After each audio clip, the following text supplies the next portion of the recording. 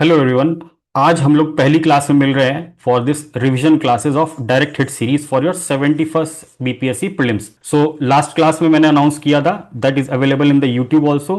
सो हम लोग बेसिकली क्या कर रहे हैं, we are trying to finish your current affairs with respect to each and everything, है ना। चाहे वो फैक्चुअल नेचर का हो, चाहे वो कॉन्सेप्चुअल नेचर का हो, anything which is important relevant with respect to the pattern of last 2 years, 69th का और 70th, we will try to cover each and everything. अब बीपीएससी के ऊपर डिपेंड करता है कि वो क्या पूछे, है ना। कंसेप्चुअल पूछे तो then also we are very fine, और अब फैक्चुअल पूछे then also we are very fine with that. So we will try to cover everything comprehensively from 5 magazines as I have already told in the last class. इस class में हम लोग national affairs से शुरू कर रहे हैं, और नेशनल अफेयर्स का लाइक 2-3 पार्ट होगा, and then will start with international, then science and tech, then sports, then every we'll have different different sessions for each and every section of the current affairs.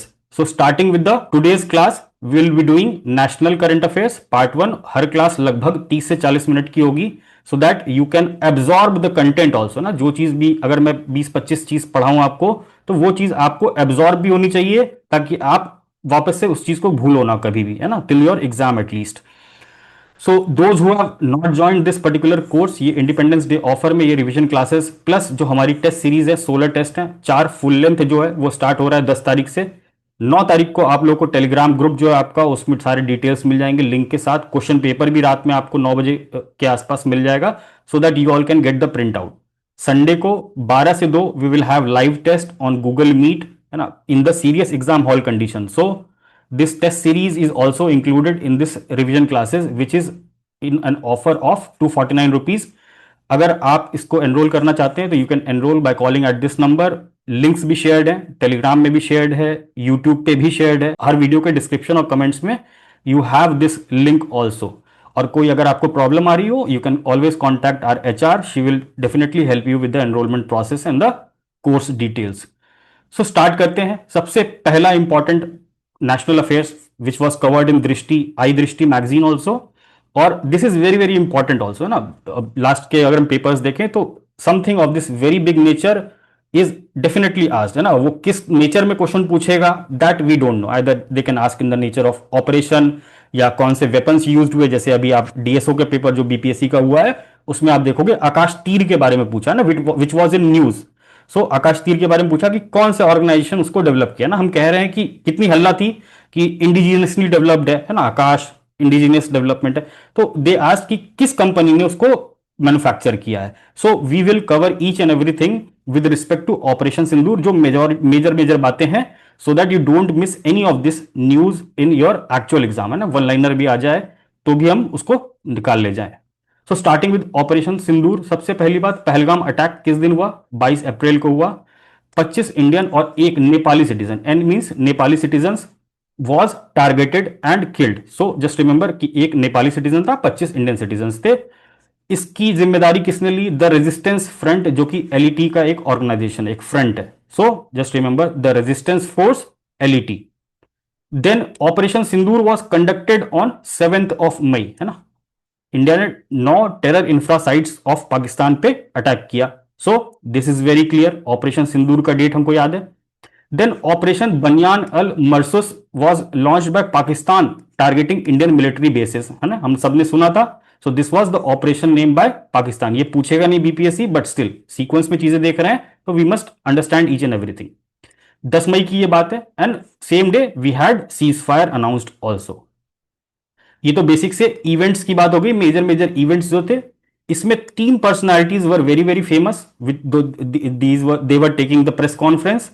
One was Sofia Qureshi, she is colonel. Vikram Misri, है ना, he is foreign secretary of India. Vyomika Singh, she is wing commander of in Indian air force. So ये 3 नाम याद रखेंगे और इनके post भी याद रखेंगे in case BPSC ask.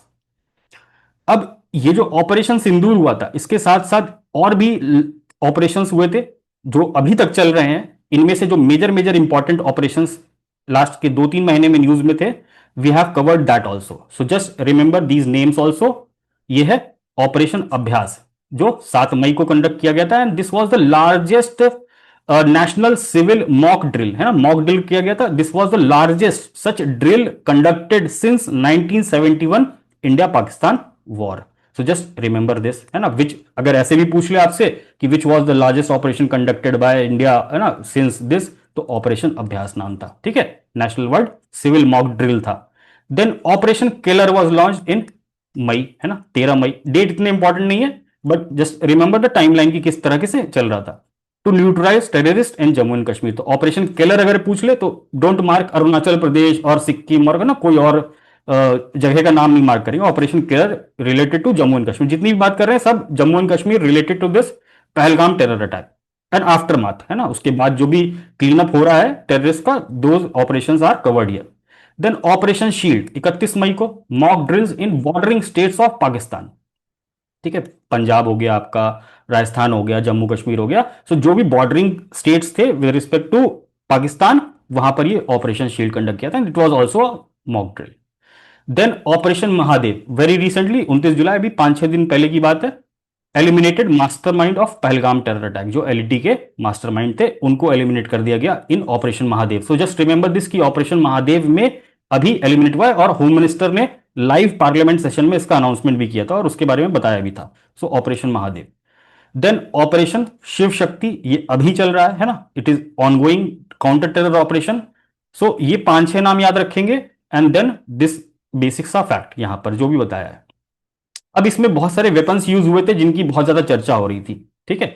So these weapons were, number 1 BrahMos, what was this, SSCM, ठीक है, supersonic cruise missile. So just remember BrahMos is what, supersonic cruise missile. किसने मैन्युफैक्चर किया है, BrahMos aerospace, it is a joint venture, JV means joint venture of India and Russia, basics of fact है, everyone might be knowing this. This is a fire and forget missile, इसका range कितना है, लगभग 450 kilometre. So just remember this basic fact.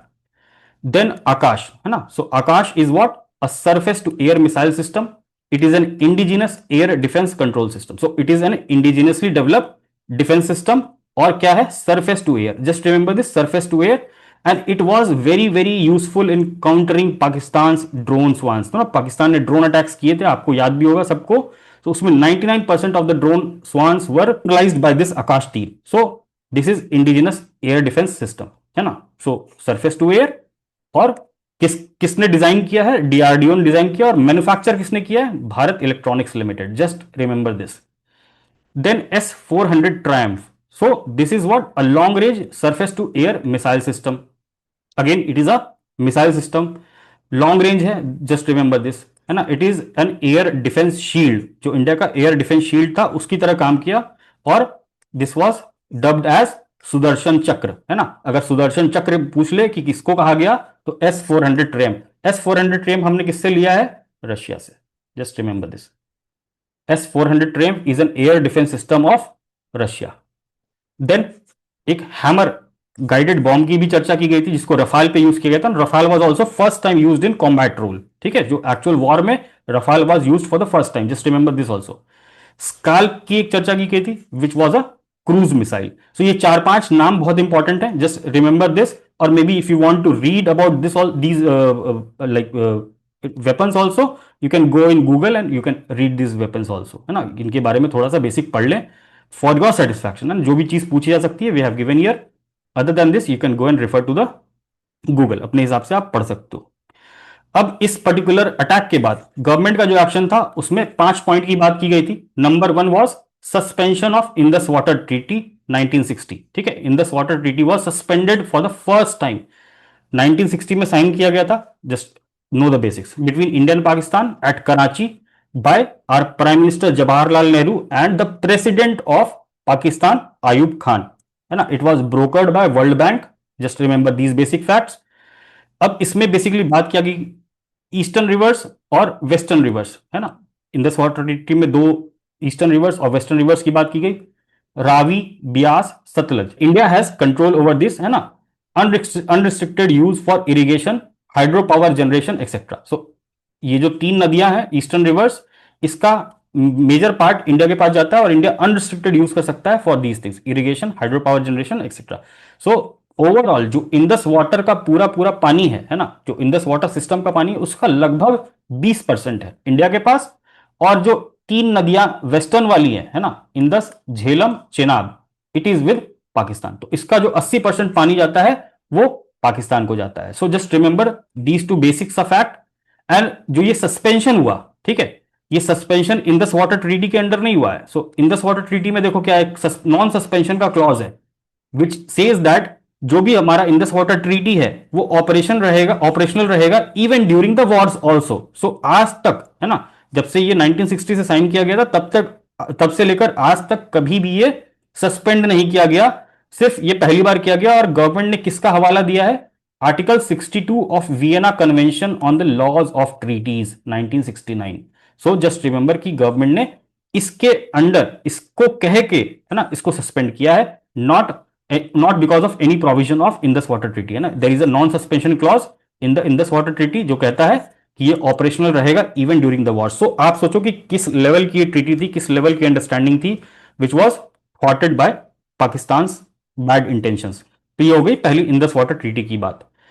Second, Attari Wagah border को close कर दिया गया था। तीसरा, सार्क वीजा एग्जामेशन स्कीम जो चलती है ना, सार्क कंट्रीज के लिए जो इंडिया में वीजा एग्जामेशन रहता है वो भी पाकिस्तानी नेशनल्स के लिए रिवोक कर दिया गया था। एक्सपल्शन हुआ था पाकिस्तान एडवाइजर्स का, और जो डिप्लोमेटिक पर्सनल्स थे इंडिया की एम्बेसी में और पाकिस्तान के वहां पर, उसमें रिडक्शन कर दिया गया था। तो ये 5 पॉइंट एक्शन प्लान इंडिया ने लिया था after this particular attack.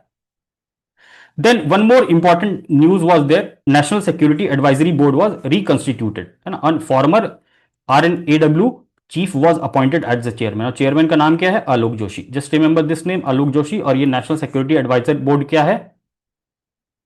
Just a second. National security advisory board क्या है? It is an advisory board under the national security council secretariat, ठीक है। It was established after 1998 Pokhran 2 test. This is very very important. इसका काम क्या है? Prime minister को advice करना ऑन नेशनल सिक्योरिटी और फॉरेन पॉलिसी के मैटर्स पे।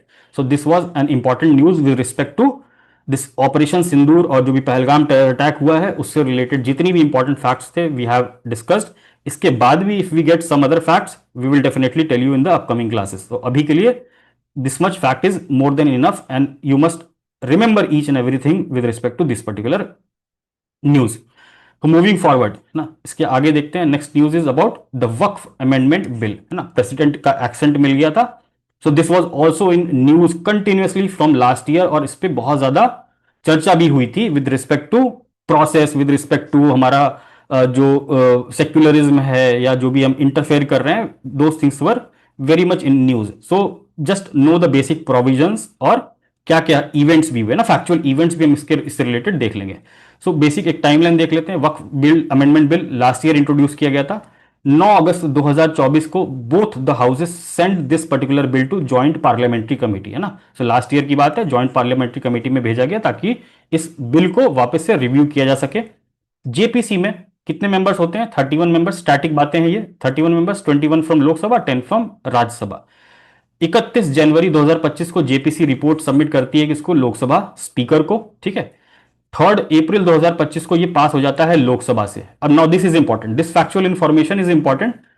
लोकसभा में इसके फेवर में कितने वोट्स मिलते हैं? 288 और 232 अगेंस्ट, ठीक। This is very very important even at the party level also, है ना। इफ यू सी, अगर आपको रिसर्च करना हो थोड़ा सा खुद से, तो जस्ट गो एंड रिसर्च कि बिहार की कौन कौन सी पार्टीज ने फेवर में इसके वो वोटिंग की थी। So just this information is also important, this is your homework to do. 288, 232।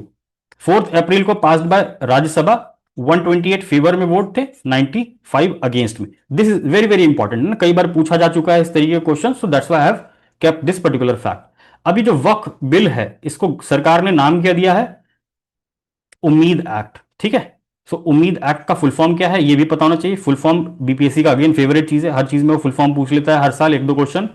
Unified Waqf management empowerment efficiency and development act. अब इसके और क्या क्या की फीचर्स हैं, है ना। सबसे पहली बात, it allows inclusion of non Muslim representative in both central Waqf board और स्टेट वक्फ बोर्ड। सो नॉन मुस्लिम्स का भी इंक्लूजन है, इस पर भी बहुत ज्यादा विवाद हुआ था। So just remember this key feature of this particular bill. It removed, है ना, Waqf by user provision.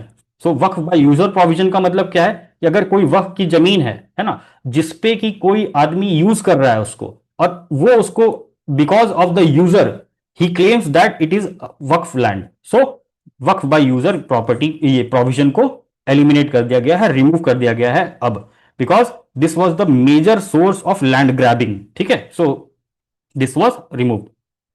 Section 40 जो पुराना एक्ट था ना, जो ये अमेंडमेंट बिल है, ये वक्फ 95 का जो एक्ट है, इसमें सेक्शन 40 को अबॉलिश कर दिया गया। मतलब कि अब no unilateral power of Waqf board to declare any property as Waqf land. तो यूनिलैटरल पावर नहीं है वक्फ बोर्ड के पास किसी भी प्रॉपर्टी को वक्फ लैंड डिक्लेयर करने के लिए। तो this is the abolition of section 40। Then comes important fact is trust versus Waqf, है ना, by Muslims before after this act. तो अब कोई भी मुस्लिम है ना, अगर वो कोई भी ट्रस्ट या वक्फ क्रिएट करता है, सो इसमें एक एसेंशियल डिफरेंस किया गया है कि जो भी ट्रस्ट है ना, any trust does not fall under Waqf law if governed by other public charitable regulations. तो किसी भी मुस्लिम के द्वारा कोई भी ट्रस्ट पहले खोला गया है, बाद में खोला गया है, this trust will not fall under Waqf law अगर वो किसी और चैरिटेबल रेगुलेशन या लॉ से गवर्न होता है, not by this Umeed act. So this is important. Only practicing Muslims for minimum 5 years, ना ये फैक्ट बहुत इंपॉर्टेंट है, इसको अंडरलाइन भी कर देता हूं मैं। Minimum 5 years will be eligible to dedicate property as Waqf. Very very important. किसी भी प्रॉपर्टी को ना, मेरे पास जैसे प्रॉपर्टी है, मेरे मुझे वक्फ लैंड पे लैंड डिक्लेयर करना है, तो मैं वो नहीं कर सकता। मेरा प्रैक्टिसिंग मुस्लिम होना जरूरी है, प्लस मिनिमम 5 years उस पर्टिकुलर लैंड पे मेरी वो होनी चाहिए। So then only I will be eligible to dedicate that property as Waqf. So this is important. Ensures inheritance right. अब जो वक्फ लैंड है, अगर मान लो कि मेरी इच्छा है, मेरे बाल बच्चे हैं, मेरी बीवी है, बट मैंने उसको डोनेट कर दिया, तो उसके लिए भी प्रोटेक्शन सरकार ने किया। Insures inheritance right of women and children, है ना, women children are protected before property is declared Waqf. ठीक है, सो वुमेन और चिल्ड्रन का भी इस पर्टिकुलर एक्ट में ख्याल रखा गया ताकि उनके इनहेरिटेंस राइट्स हैं उनको भी प्रोटेक्ट किया जा सके। और स्पेशल सेफगार्ड्स किसके लिए किए गए? विडोज के लिए और ऑर्फेंस के लिए भी, है ना। सो उनके लिए भी स्पेशल प्रोविजन बनाए गए। उतना डिटेल में हमको जाने की जरूरत नहीं है, ऊपर ऊपर की बात हमको समझनी है कि जो मोटी मोटी बात क्या है इस एक्ट में। एक्ट एक्सप्लिसिटली, ये वर्ड बहुत इंपॉर्टेंट है, explicitly prohibits Waqf creation on lands protected under schedule 5 and schedule 6। Everyone knows schedule area, tribal areas are governed by schedule 5, 6। So इस पर्टिकुलर शेड्यूल्ड एरिया में जो भी लैंड आते हैं, दैट इज प्रोहिबिटेड, है ना। एक्सप्लिसिटली प्रोहिबिट करता है वक्फ का creation, so that lands of tribals can be safeguarded. Waqf tribunal का जो कंपोजिशन हुआ है, ठीक है, इट हैज नाउ 3 members और ये based on joint parliamentary committee के रिकमेंडेशंस पे है। इसके 3 members कौन कौन होंगे? चेयरमैन, डिस्ट्रिक्ट जज सर्विंग, और may be he has retired, but district जज होना बहुत एसेंशियल है फॉर दिस पर्टिकुलर चेयरमैन, है ना। सो चेयरमैन कौन है? डिस्ट्रिक्ट जज। Just remember this, high court का जज टिक करके नहीं आएंगे, है ना, और कुछ टिक करके नहीं आएंगे ना, चेयरमैन। जॉइंट सेक्रेटरी इक्विवेलेंट इन स्टेट गवर्नमेंट, तो दूसरा मेंबर कौन होगा? जॉइंट सेक्रेटरी लेवल का कोई अधिकारी, है ना, जो स्टेट गवर्नमेंट में काम कर रहा हो, जिस भी स्टेट में, बिहार में बिहार के जॉइंट सेक्रेटरी लेवल का कोई आदमी हो सकता है, अदर स्टेट में अदर स्टेट। तीसरा, a person who has knowledge of Muslim jurisprudence, तो 3 मेंबर वक्फ ट्रिब्यूनल में रहेंगे। सो this is very very important. अब जो ये वक्फ ट्रिब्यूनल है, ट्रिब्यूनल ऑब्वियसली क्या काम करेगा? डिस्प्यूट रेजोल्यूशन का काम करेगा। अगर किसी पार्टी को, है ना, इस ट्रिब्यूनल से सेटिस्फैक्शन नहीं है, तो पहले अपील का प्रोविजन नहीं था, बट जेपीसी के बाद गवर्नमेंट ने मॉडिफाई किया, appeal now to high court against decisions of Waqf tribunal. So अब अपील कहां पर हो सकती है? Against WT, high court. Just remember this, supreme court नहीं टिक करके आ जाएंगे एग्जाम में, ठीक है। So just remember this. Then another important feature was scrutiny of government land claims as Waqf. अब गवर्नमेंट की जो प्रॉपर्टी है, बहुत सारी गवर्नमेंट की प्रॉपर्टी, आप रेलवे स्टेशन से जाते होते हो, कितनी सारी प्रॉपर्टीज है ना, वो भी काफी सारे वक्फ डिक्लेयर्ड है। तो अगर वैसा गवर्नमेंट का कोई लैंड का क्लेम है ना, जो अगला आदमी कर रहा है वक्फ वक्फ के ऊपर, सो उसका जो स्क्रूटनी होगा वो कौन करेगा? By official senior to a collector. पहले कलेक्टर की बात थी, अब senior to the collector. So just remember, scrutiny कौन करेगा सरकारी जमीन की as a Waqf? Officer senior to a collector. और गवर्नमेंट लैंड का अगर कोई ओनरशिप डिस्प्यूट है ना वक्फ का, तो senior government official will not determine ownership. Just remember these two facts. Then mandatory contribution of Waqf institution to Waqf tribunal, है ना।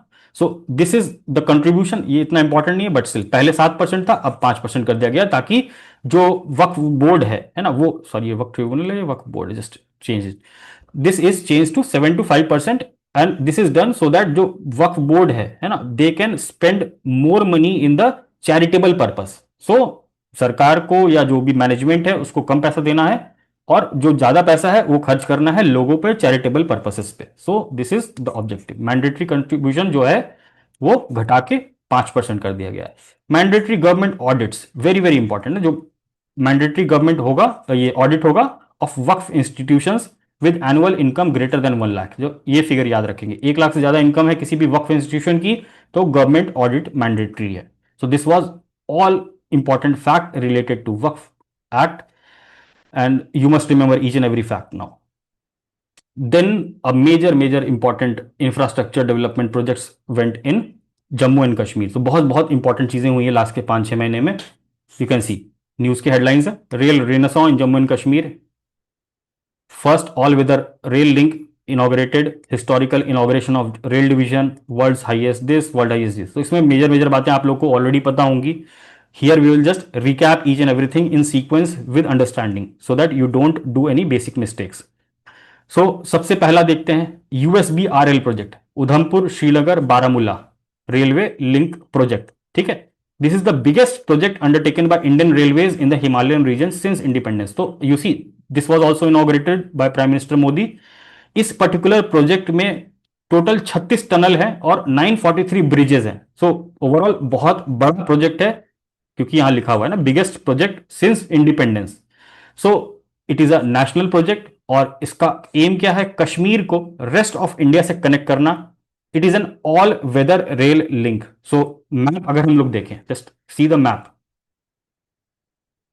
यहां पर हमारा जम्मू तवी है। सो यहां से एंट्री करते हैं, this side is Punjab and here is Jammu. So यहां से एंट्री होती है Jammu Tawi, Udhampur, Katra, then you go through this particular route, Banihal, Pir Panjal pass होते हुए, and then you reach Srinagar, see, and then you reach Baramulla इधर की साइड। ठीक है, सो यहां से लेकर यहां तक की कनेक्टिविटी के लिए ये पर्टिकुलर यूएसबीआरएल प्रोजेक्ट लॉन्च किया गया था, जिसमें ये चिनाब ब्रिज भी है और अंजी खाड़ ब्रिज भी है ना, because this particular section was having tunnels, है ना। So sorry, this particular section was having difficult terrains, so here bridge was inaugurated या bridge was build. So these two bridges were build in this particular route, ये याद रखेंगे।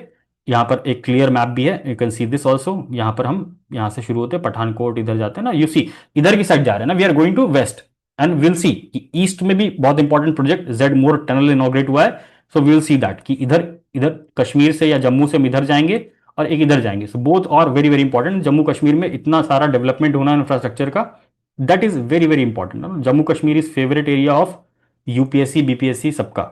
सो this is about USBRL. So सबको समझ में आ गया, यहां से यहां जाना है, यूएसबीआरएल प्रोजेक्ट का नाम है। इस बीच में चेनाब ब्रिज भी आ रहा है, इस बीच में अंजी खाड़ ब्रिज भी आ रहा है। सो यहां पर चेनाब ब्रिज क्या है, वर्ल्ड का highest single arc railway bridge. Single arc railway bridge का क्या मतलब है, ये रहा आपका सिंगल आर्क, है ना, ये सिंगल आर्क रेलवे ब्रिज है। और ये जो है अंजी खाड़, है ना, cable stayed bridge. So just see the figure. अब ये जो ब्रिज है कहाँ लोकेटेड है, और यहां पर लोकेटेड है ना, सी चिनाब ब्रिज कश्मीर में लोकेटेड है। ठीक है, किस नदी के ऊपर लोकेटेड है, चिनाब नदी के ऊपर लोकेटेड है। और ये first time Chenab bridge start होने के बाद first time rest of India और जो कश्मीर की वैली है कनेक्ट हो चुकी है अब। और यहां से पैसेंजर ट्रेन जो कि वंदे भारत एक्सप्रेस था, it was also inaugurated in this particular period only, last के 3-4 महीने। I don't know the exact date right now, but this was inaugurated in last few months. So Chenab bridge के बारे में clarity हो गई, this is part of USBRL project itself. दूसरी चीज, Anji Khad bridge, it is in Reasi district of Jammu and Kashmir. Again आप यहां देखो मैप में है ना, this is what, just a second,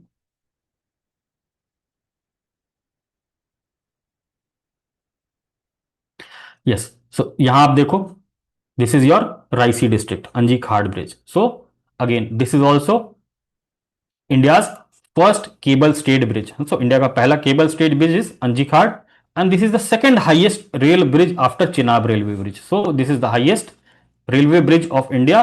इसके बाद second highest railway bridge of India is what, Anji Khad.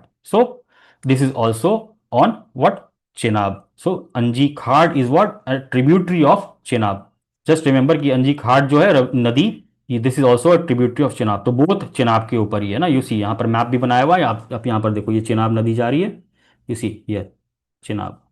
So you have these two particular bridges on Chenab Nadi and both are part of what, USBRL project.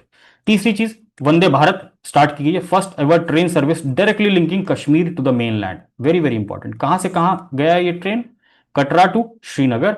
और अब इसमें कितना time लगेगा? लगभग 3 घंटे। So very very important thing. चौथी चीज, जम्मू नया रेल डिवीजन लॉन्च किया गया ना, historic inauguration, Jammu railway division set to be launched. The newly carved out railway division will include 5 sections. तो ये सारी चीजें हमारे लिए इंपॉर्टेंट नहीं है, आई एम जस्ट शोइंग कि इसका सिग्निफिकेंस क्या है ना, what was covered by the newspapers.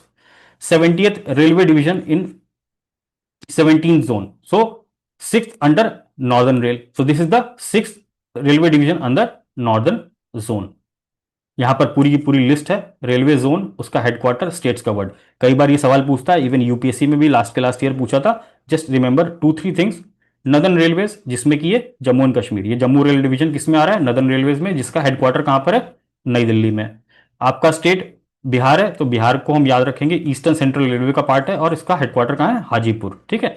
और बाकी जितने भी हैं आप यहां पर एक बार देख सकते हो, ताकि अगर मैच द फॉलोइंग भी आए इस पर्टिकुलर क्वेश्चन से, and that can be asked, है ना, रैंडम क्वेश्चन में आ सकता है। तो you should not do any mistake in this particular question. So overall जितने भी प्रोजेक्ट्स इधर कश्मीर में इनॉग्रेट हुए थे, we have discussed each and everything. Moving forward to Ladakh part, so here you see, है ना, Kashmir new Z Morh Sonamarg tunnel to be inaugurated on 13th जनवरी। सो अब हमने बात की थी, यहां से हम निकले थे जम्मू से, इधर की साइड गए तो ये ऊपर यूएसबीआरएल प्रोजेक्ट आ गया।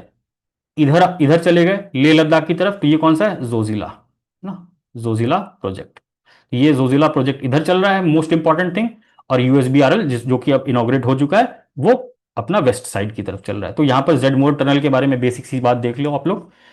It is a 6.5 kilometre long tunnel which provides all round connectivity to the Zojila pass, है ना। जोजिला पास किसको कनेक्ट करता है? श्रीनगर टू लेह, श्रीनगर से लेह तक कनेक्ट जो करता है, दैट इज व्हाट? जोजिला पास। अब इस पर्टिकुलर जेड मोर टनल का सिग्निफिकेंस क्या है? It will be providing Jio strategically important for places like Kargil, Ladakh, Baltal, ना, जहां अमरनाथ यात्रा होती है। सारी की सारी चीजें इस रूट में पड़ती हैं। सो this is important because of that. So here is the map, है ना, आप लोग मैप आराम से बैठ के देख सकते हैं यहां पर। सी, और ये किसका, किस प्रोजेक्ट का पार्ट है? क्योंकि ये पूरा का पूरा यहां से अभी मैंने बताया कि ये श्रीनगर से लेकर लेह तक, it is what? Zoji La project. और यहीं पे कहीं पे जेड मोड टनल है ना, यू सी यहां पर ये जेड मोड टनल है, जेड शेप में है। और this is part of 12,000 foot Zojila project that will connect Srinagar to Ladakh, है ना, लेह लद्दाख को कनेक्ट कर रहा है। तो this is about both the things. तो पास के बारे में भी हम एक बार देख लेंगे ना, whenever you read passes in your geography static part, इसको भी एक बार कवर कर लेंगे ना, कि जो भी पासेस ऊपर की साइड हैं, या हिमाचल में है, उत्तराखंड में है, सिक्किम में है, सारे पासेस को एक बार वापस से रिवाइज कर लेंगे। देन अनदर इंपॉर्टेंट सिंपल सी बात थी कि 5G और 4G सर्विसेज गलवान सियाचिन में अब पहली बार पहुंच चुकी है ना। So till now there was no 4G 5G services, वहां पर अभी 2G ही चल रहा था। सो 4G 5G सर्विसेज किसने लॉन्च किया है? अगेन जियो। ठीक है। सो गलवान सियाचिन के बारे में बेसिक सी बात देख लेते हैं ना। World's highest and coldest battle field है। It is located in Karakoram range. Just remember basic geographical बातें, है ना। It is a piedmont glacier, the world's second longest non-polar glacier after Tajikistan's Fedchonko glacier. So this is the second longest non-polar glacier, मतलब Arctic Antarctic को छोड़ के जो भी glacier है, this is the second longest. So just basic सी fact थी सियाचिन के बारे में। और ये आपको यहाँ का मैप दिया है मैंने, है ना। So this is also important, you can see the basic basic things, है ना, जो जम्मू कश्मीर से related maps. Just a second. Yes, है ना। सो आपको बेसिक बेसिक सी बातें पता होनी चाहिए। लाइन ऑफ एक्चुअल कंट्रोल कहाँ है, ये एलएसी है ना। So this is important. Daulat Beg Oldi कहाँ है, अक्साई चीन कहाँ है, गलवान वैली कहाँ है ना, हॉट गोगरा हॉट स्प्रिंग्स कहाँ है, डेमचौक कहाँ पर है। हर चीज़ न्यूज़ में रहती है because of India China conflict also, और इधर इंडिया पाकिस्तान का हो गया। तो we must know the basic things of Jammu and Kashmir, है ना, जो भी इंपॉर्टेंट लोकेशंस हैं, we must know these things as an aspirant, है ना। बाकी आए ना आए that is very different thing, but जो चीज न्यूज में है that is very important. Context मैंने सारा बता दिया क्या है context. So these things are to be done. Next is Indian state of forest report, है ना। आईएसएफआर दिसंबर 2024 में लॉन्च किया गया था। It is released by forest survey institute, है ना, forest survey of India. It is a biennial report, मतलब हर 2 साल में एक बार आता है, और एमओईएफसीसी के अंडर आता है ना, ministry of environment forest and climate change releases this report. तो इससे आज 3-4 फैक्ट्स याद रखेंगे, बेसिक बेसिक सी बातें।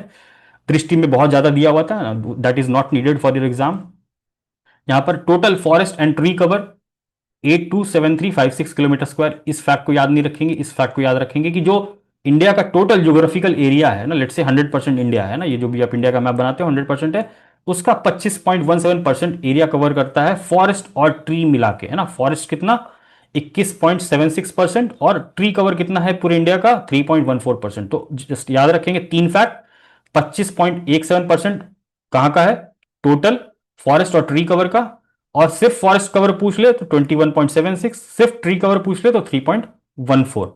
सो this is basics of fact.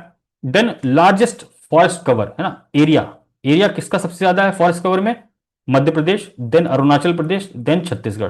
तीन percentage forest cover with respect to geographical area. अब किसी भी स्टेट का ना, लेट्स से कि ये एक स्टेट है, इसका इतना एरिया कवर्ड है अंडर फॉरेस्ट, तो this is what percentage forest cover with respect to geographical area. सबसे ज्यादा किसका है, लक्षद्वीप का। तो मैक्सिमम जो लक्षद्वीप में आप चीजें देखोगे वो फॉरेस्ट में ही है। तो लक्षद्वीप सबसे ज्यादा, then Mizoram, then Andaman and Nicobar. So this is second important fact और सेकेंड इंपॉर्टेंट सीक्वेंस। इसमें बोला गया एक चीज, 19 स्टेट्स और यूटीज का greater than 33% of geographical area under forest cover है। So this is not very important, I have mentioned कि 33% ज्यादा 19 प्लस स्टेट्स में फॉरेस्ट कवर है, specially in the north east, है ना। नॉर्थ ईस्ट और जो अंडमान निकोबार ये वाले स्टेट्स हैं, ये हिमालयन स्टेट्स हैं, उनका जो टोटल एरिया है उसका 33% लगभग या उससे ज्यादा geographical area under forest cover है। So this is another important fact. Mangroves, again West Bengal के पास सबसे ज्यादा है परसेंटेज मैंग्रोव ना, अगर पूरे देश में मैंग्रोव्स का लेट से 100 स्क्वायर किलोमीटर है, तो उसमें सबसे ज्यादा परसेंटेज किसका है, वेस्ट बंगाल का, ठीक है, देन गुजरात, देन अंडमान निकोबार। और ओवरऑल जो 2021 की जो रिपोर्ट थी, उससे नेट डिक्रीज हुआ है 7.43 kilometre square from 2021। So this is all important fact about Indian state of forest report. When will do Bihar वाला पार्ट, विल सी कि बिहार का फॉरेस्ट कवर क्या है। Next important thing is 50 years of emergency was recently celebrated, ठीक है, तो 50 साल हैं, again very very important news. कुछ बेसिक फैक्ट्स जो है वो हम लोग देख लेते हैं। 25 जून को ये 50 ईयर्स कंप्लीट हुए। इसको क्या नाम दिया गया है गवर्नमेंट के द्वारा, संविधान हत्या दिवस। ये पूछेगा नहीं but still if they ask, 25 June 2025 is declared as Samvidhan Hatya Diwas by government of India. 21 month का जो ये इमरजेंसी का पीरियड था, कब से कब तक का था, 1975 से लेकर 1977 तक। तो just remember this timeline also, 1975 to 77 was the period of emergency. 12 June 1975 को ये इमरजेंसी लगी थी, इलाहाबाद हाईकोर्ट के वर्डिक्ट आने के बाद, है ना। इलाहाबाद हाईकोर्ट ने क्या किया था, इनवैलिडेट कर दिया था इंदिरा गांधी जी का election with respect to rigging, है ना। सो केस का नाम क्या था, Indira Gandhi versus Raj Narayan case. So case का नाम भी याद रखेंगे, Indira Gandhi versus Raj Narayan case 1975 is related to what, emergency, ठीक है। इसमें तीन आर्टिकल्स या तीन अमेंडमेंट्स इंपॉर्टेंट है। 38 constitutional amendment 1975, what it did, it empowered president to issue emergency on ground of war, external aggression, armed rebellion और इमिनेंट डेट, ठीक है। 42nd कॉन्स्टिट्यूशनल अमेंडमेंट 1976 में क्या किया, enabled president to restrict emergency to a specific region of India. किसी एक specific region, पूरे इंडिया पे नेशनल इमरजेंसी ना लग के किसी पर्टिकुलर स्पेसिफिक रीजन पे भी लगाने का पावर 42nd कॉन्स्टिट्यूशनल अमेंडमेंट ने प्रेसिडेंट को दिया। 44th कॉन्स्टिट्यूशनल अमेंडमेंट, जो हमारा इंटरनल डिस्टर्ब एरिया है ना, उसको आर्म्ड रेबेलियन से रिप्लेस कर दिया गया। सो this was done in 44th constitutional amendment act 1978। तो बेसिक इमरजेंसी से रिलेटेड तीन कॉन्स्टिट्यूशनल अमेंडमेंट्स याद रखेंगे, बेसिक सा डेट याद रखेंगे, इससे ज्यादा कुछ भी इंपॉर्टेंट नहीं है। Then next important thing is there are two important judgments of supreme court, so both are very very important. इसमें पहला क्या है, डिजिटल एक्सेस। अब जो डिजिटल एक्सेस आपको है ना, इंटरनेट और ये सारी चीजों का एक्सेस जो है, it has been made part of fundamental right to life and liberty which is article 21। So just remember, article 19 tick करके नहीं आ जाएंगे ना, कुछ और टिक करके नहीं आ जाएंगे। So digital access now part of article 21। ये पर्टिकुलर जजमेंट किस चीज से निकला, दो पीआईएल से। अब याद रखना, मेंस में हम लोग जब आएंगे तो we will discuss about PIL and all those things, supreme court का रोल है ना, then you can give these examples there also, ठीक है। सो ये जजमेंट दो पीआईएल की वजह से आया। नाम क्या था उस पीआईएल का, Pragya Prasoon Amar Jain versus union of India ना, union of India, this was there. Just remember, Pragya Prasoon Amar Jain, दो केस था, उसके बेसिस पे ये पर्टिकुलर जजमेंट आया। जजमेंट किसने दिया, who authored the judgement, R Mahadevan justice, और justice Pardiwala. So both were on this particular bench. इसके बाद नेक्स्ट इंपॉर्टेंट सुप्रीम कोर्ट का लैंडमार्क डिसीजन था with respect to governor versus state, है ना, स्टेट ऑफ तमिलनाडु स्पेशली, जो तमिलनाडु और गवर्नर के आर एन रवि के बीच में कंट्रोवर्सी चल रही थी उससे रिलेटेड, और जो गवर्नर ने बिल विदहोल्ड करके रखा हुआ था 12 बिल, है ना, बहुत समय से, उस पर एक लैंडमार्क सुप्रीम कोर्ट जजमेंट आया. बहुत डिटेल में एक्सप्लेन किया मैंने यहां पर. Just remember these facts. So April को क्या हुआ, सुप्रीम कोर्ट क्लैरिफाइड, है ना, in its judgement that governors must act on the state bill in a time bound manner following aid and advice of council of minister, जो कि article 200 है ना, whatever you see in the polity, article 200 में बोलते हैं ना कि governor must act on the aid and advice of the president. तो सुप्रीम कोर्ट ने बोला कि गवर्नर किसी भी स्टेट के बिल पे, अगर बिल स्टेट लेजिस्लेटिव असेंबली से पास हुआ है और गवर्नर के पास गया फॉर द एक्सेंट, तो he must act in a time bound manner, है ना. तो यहां पर सुप्रीम कोर्ट ने क्या बोला, टाइम बाउंड मैनर. नीचे टाइम कितना बताया, we will discuss those things also, है ना. विदाउट इंडिपेंडेंट डिसीजन, मतलब यहां पर आपका कोई डिस्क्रिशन नहीं है. इस पर्टिकुलर आर्टिकल 200 के अंदर जो भी बिल गवर्नर के पास आ रहे हैं, with respect to that you don't have discretion, you have to act on the aid and advice of the council of minister. अब टाइम कितना होगा, that we have told, है ना, 1 महीना 3 महीना, we'll see in the below. Then मई 2025 में अब क्या, central government obviously power, like they don't want to give power. So अभी क्या, प्रेसिडेंट का एक रेफरेंस गया टू सुप्रीम कोर्ट, है ना, आर्टिकल 143(1) के अंदर. तो प्रेसिडेंशियल रेफरेंस 143(1) के अंदर गया.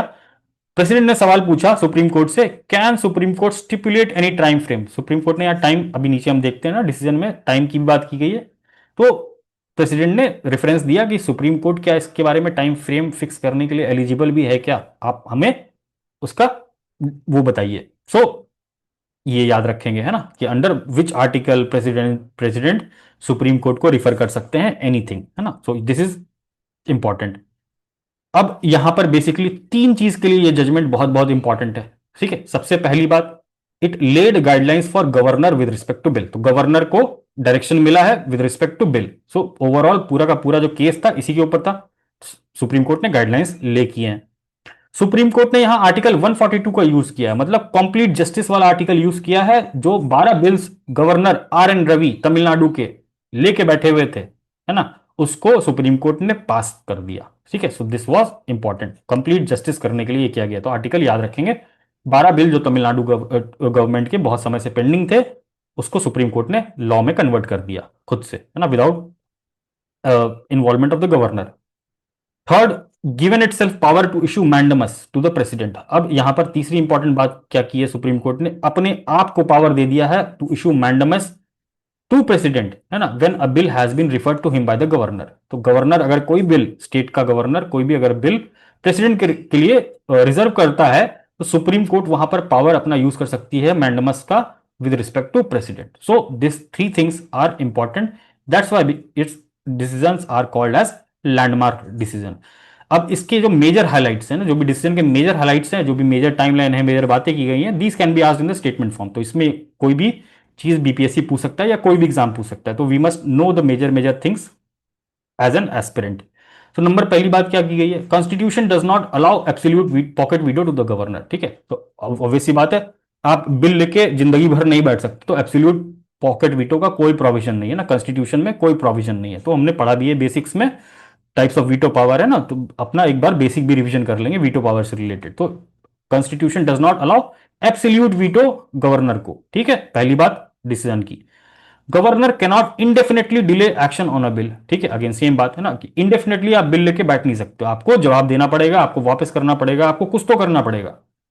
Third is, governor must generally act on the aid and advice of the council of minister. जो हमने ऊपर बोला कि गवर्नर जो भी काम करेगा with respect to bill under article 200, ना, council of minister bill, sorry, ये जो हमारा लेजिस्लेटिव असेंबली है वो बिल पास की, and then it goes to the governor under article 200 में जो भी बिल आती है, governor has to act on aid and advice of the council of minister.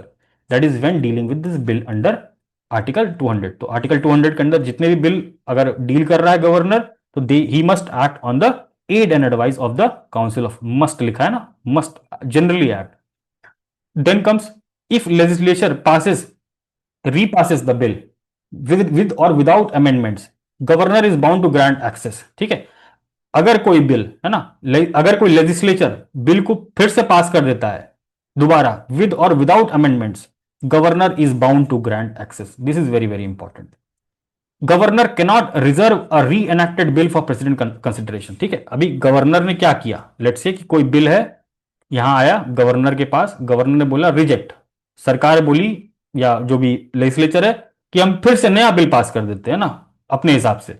तो अगर लेजिस्लेचर ने फिर से रिपास कर दिया है बिल विद और विदाउट अमेंडमेंट, तो governor is bound to grant access, है ना। उसको अब ये नहीं कि फिर से आप ले जाओ प्रेसिडेंट के पास, है ना, कि cannot reserve a reenacted bill for president consideration. Very very important. For the first time, Supreme Court prescribed detailed time limits for government to take action on bills। तो पहली बार ऐसा सुप्रीम कोर्ट ने prescribe किया है, कितना, 1 महीना to grant accent और referral. अगर आपको एक्सेंट देना है, अगर आपको एक्सेंट देना है तो आप 1 महीने के अंदर दीजिए, अगर आपको प्रेसिडेंट को रिफर करना है तो आप 1 महीने के अंदर करिए, सीधी सी बात है।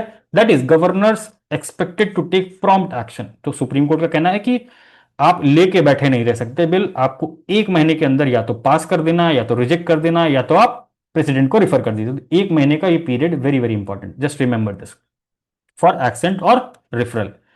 Then if governor intends to withhold assent और disagrees with council of minister, है ना, अगर गवर्नर विथहोल्ड करना चाहता है बिल और डिसएग्री करता है काउंसिल ऑफ मिनिस्टर के साथ, मतलब जो राज्य सरकार है उसके साथ, he must return the bill to the state legislature plus give a detailed message. अगर यहां पर ये दोनों में से कुछ भी कर रहा है ना, अगर गवर्नर बोल रहे हैं कि भाई हमको विदहोल्ड करना है, या ना, इफ ही हैज विदहोल्ड और if it disagrees with the council of minister over particular bill, तो ही मस्ट रिटर्न, मस्ट मतलब जरूरी, है ना, return bill to the state legislature plus detail message भी देना है कि भैया क्यों किया मैंने, क्या क्या मुद्दा है इसके अंदर। दूसरा, मैक्सिमम 3 महीना इस प्रोसेस के लिए, है ना, अगर आप विदहोल्ड करना चाहते हो, डिसएग्री करते हो, तो आप 3 महीने के अंदर ये चीज काम करोगे। सो दो इंपॉर्टेंट टाइमलाइन फिक्स किए गए हैं, 3 महीने का और 1 महीने का। These two important things you must remember, है ना। Then comes if governor refers bill to the president for consideration against COM wish, council of minister बोल रहा है कि नहीं आप वहां पर रिफर ना करो, है ना, but then also bill is referred to the president by the governor, then it must be done as soon as possible, है ना, विद इन 3 मंथ्स। अगेन 3 महीने के अंदर आपको ये काम करना है ना। इफ गवर्नर फेल्स या इनएक्शन होता है तो judicial review challenge in the court is open. तो आप कब चैलेंज करोगे सुप्रीम कोर्ट में जाके, इस 3 महीने के पीरियड के बाद, if governor doesn't do anything और इफ ही फेल्स और डज नॉट डू एनीथिंग। तो governor refers bill to the president against COM wish, it must be done ASAP, ASAP मतलब विद इन 3 मंथ्स। अगर नहीं करते हैं तो जुडिशियल रिव्यू के लिए या कोर्ट में चैलेंज करने के लिए ये पर्टिकुलर जो भी आपने एक्ट किया है ना, ये जो आपने इनएक्शन किया है, ये गवर्नर का इनएक्शन चैलेंज हो सकता है सुप्रीम कोर्ट में 3 months period. Governor is constitutionally bound to give assent within 1 month if bill is repassed by state legislature. ठीक है, अगर रिकंसिडरेशन के लिए गवर्नर ने भेज दिया है बिल, तो वो रिपास करने के लिए, है ना, so within 1 month you have to give your assent. अगर आपने फॉलो नहीं किया तो कंटेम्प्ट ऑफ कोर्ट माना जाएगा by governor. So just remember these 3-4 important points which are related to that. ये ओवरऑल इस पर्टिकुलर सुप्रीम कोर्ट के लैंडमार्क डिसीजन से रिलेटेड सारी बातें थी which you must know as an aspirant of BPSC और civil services. Moving forward, cabinet, है ना, cabinet committee on political affairs which was chaired by prime minister, उन्होंने approve कर दिया है कि कास्ट बेस्ड जो सर्वे है, वो जो हमारा आने वाला सर्वे है ना, सेंसस है सॉरी, उसमें ये इंक्लूड कर लिया जाएगा। बिकॉज है ना, बिहार भी लॉन्च कर रहा था, अभी और स्टेट्स भी लॉन्च कर रहे थे कास्ट सर्वे, तो सरकार का कहना है कि भैया डेटा इनकंसिस्टेंसी है, सब अपने पॉलिटिकल मोटिव के लिए डेटा मैनिपुलेशन कर रहे हैं, इससे अच्छा है कि जो हम कास्ट है का डेटा है वो हम आने वाले सेंसस में ही इंक्लूड कर लेंगे। तो वो जो बिहार में कास्ट सेंसस का मुद्दा चल रहा था, like it has gone from the political scene. तो मेंस में जब आप लोग पढ़ोगे इस चीज के बारे में, कास्ट और पॉलिटिक्स के बारे में, then you can use these points और these stories in your answers. So cabinet committee political affairs prime minister chair किए थे। कास्ट एनुमरेशन अपकमिंग सेंसस में होगा। सेंसस 246 आर्टिकल नंबर में आता है, यूनियन लिस्ट में है ना। सेंसस एक्ट 1948 के तहत ये सेंसस होता है। लास्ट सेंसस 2011 में किया गया था और अब ये 2026-27 में कंडक्ट होगा इन 2 फेजेस। पहली फेज में हाउस लिस्टिंग की जाएगी, है ना, मकानों के नाम वाम वो सब चीजें करते हैं। देन पॉपुलेशन और कास्ट डेटा कलेक्ट किया जाएगा। तो जस्ट रिमेंबर कि दो फेज में कंडक्ट होगा, पहले में हाउस लिस्टिंग होती है, सेकंड में पॉपुलेशन और कास्ट का डेटा कलेक्ट किया जाता है। तो ये जो पॉपुलेशन एनुमरेशन का जो एक्सरसाइज होता है, इसी में आपका कास्ट भी पूछ लिया जाएगा and related things.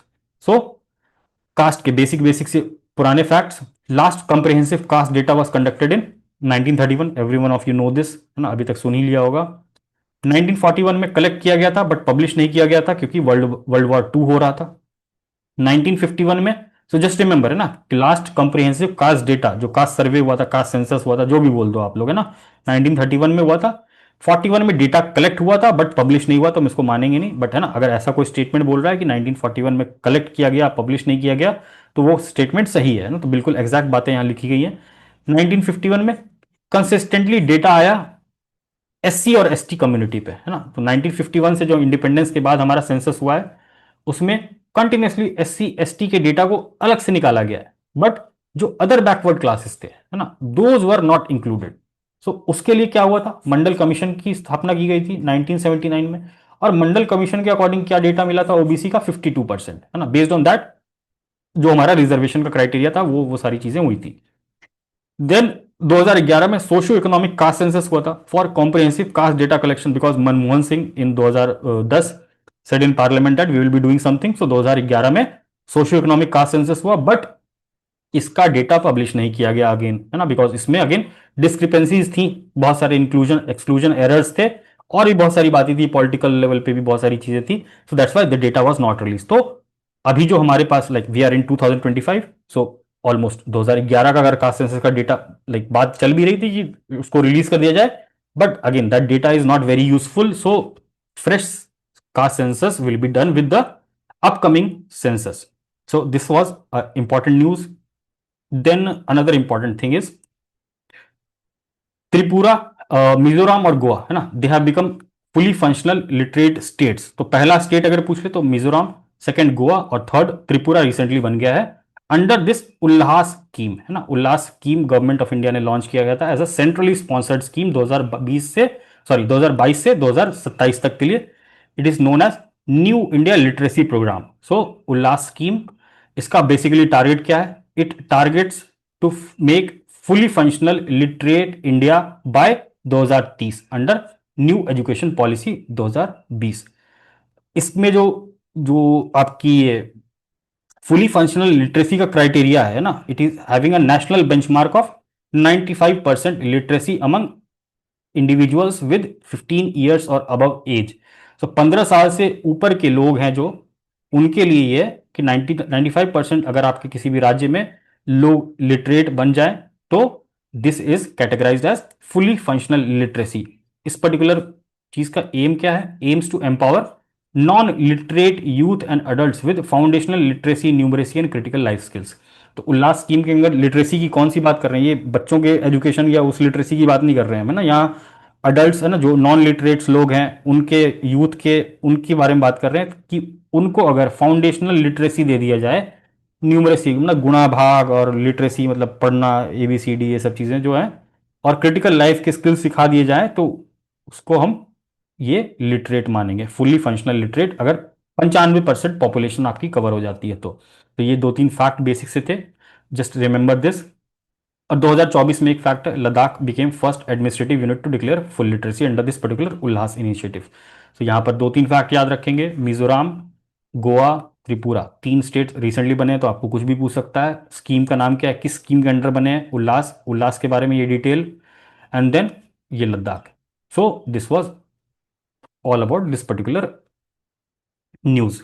Then Air India का crash, this was a very big news. So basic सी दो बात याद रखेंगे कि इसका जो एयरक्राफ्ट था वो कौन, like who was the carrier, Air India, और जो एयरक्राफ्ट का नाम था वो था Boeing 787-8 Dreamliner. Just remember this. और फ्लाइट कहाँ से जा रही थी, अहमदाबाद टू लंदन, और इसमें ऑलमोस्ट सब लोग मर गए, एक आदमी बचा था जिसकी इमेज आप लोगों ने देखी थी, जो भाग के निकल के आ रहा था। So that is not very important. और ब्लैक बॉक्स, ये सब चीज़ें फालतू की, कोई मतलब की नहीं है हमारे लिए, ठीक है। Next very very important thing, और ऑलमोस्ट है ना, डॉल्फिन, डॉल्फिन तो बीपीएससी का फेवरेट है ही है, जो लास्ट के हर साल ऑलमोस्ट पूछता ही है। तो रिसेंटली इंडिया का पहला ever, first ever comprehensive river dolphin survey was conducted, है ना, जिसका रिजल्ट प्राइम मिनिस्टर ने रिलीज किया था। सो इसमें दो तरीके के डॉल्फिन कवर किए गए थे ना, गैंजेटिक रिवर डॉल्फिन और Indus river dolphin. Gangetic river dolphin का काउंट कितना आया, 6324 ना, 6324 पूरे इंडिया में गैंजेटिक रिवर डॉल्फिन है।